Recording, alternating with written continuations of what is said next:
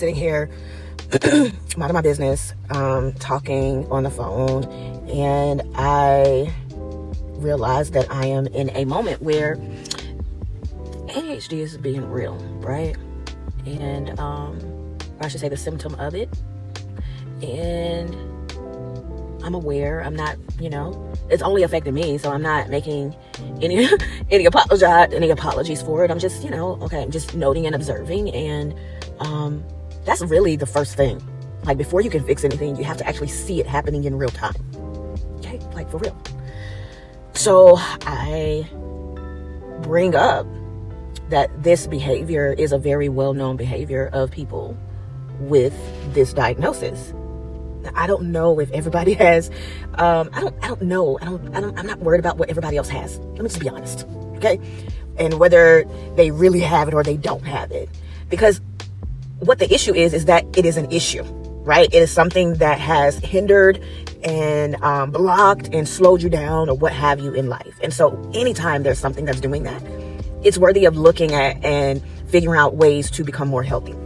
Okay, now I got the whole spiel out of the way. So I'm doing this, and I bring up that this is a very well-known thing that happens with people who have ADHD, and the people go off. They go off, they tell me, it's all types of excuses. And one person was like, it's excuses, so they just going hard from that angle. And the other person's like, oh, just give it to God. And I'm like, wow. I literally, tears welled up in my eyes, because this is one of the areas where people, this is one of the only diagnoses where people will look at you and say, it's just an excuse. And do you know what it feels like to tell someone that what you're going through is just an excuse, or it's just you being lazy, when there is literally something that it's mental. It is mental. It is a mental health issue, which means that there are things that happen automatic. It has nothing to do with what I think about. It's the way my brain is wired. And guess what?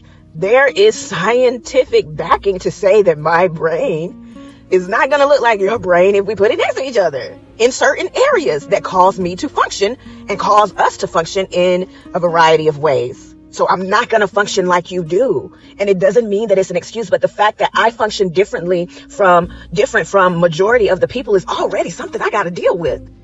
So for you to come and tell someone, don't do this to people, y'all, to tell someone that they're just being lazy when that's the furthest thing. No, let me go. I was, for the last 2 nights, I'm up to 3 o'clock in the morning, up at 6 again. I'm not lazy.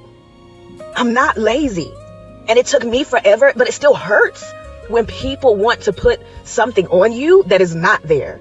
I wouldn't allow someone to tell me I have ADHD if I did not see the proof in the doggone pudding.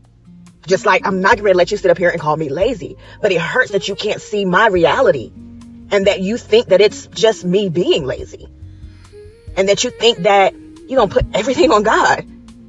And here's the thing. It is my superpower. It is the reason all of the things that you appreciate about that person, a lot of that has to do with their ADHD. So I want to go ahead and take a moment and share with you that I did get a call back.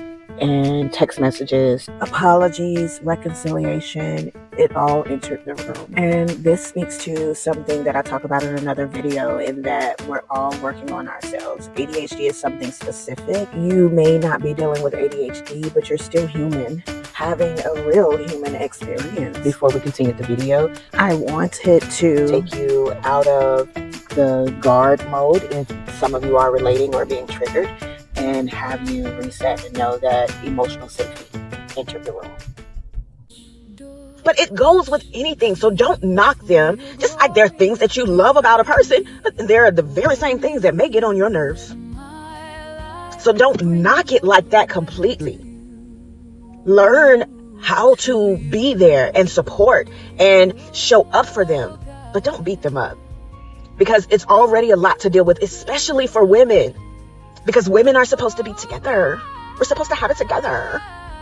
And guess what? We're the ones who are the least together.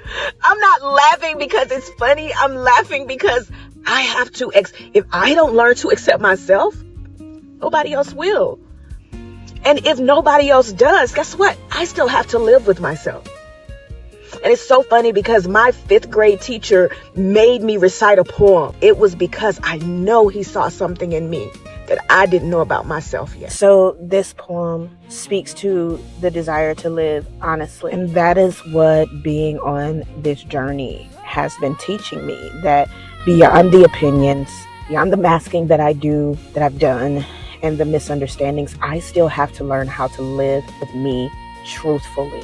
And then I have to love myself there too. Are you doing that? I hope that you are. I hope that you're walking out the same type of love and truth journey. Peace.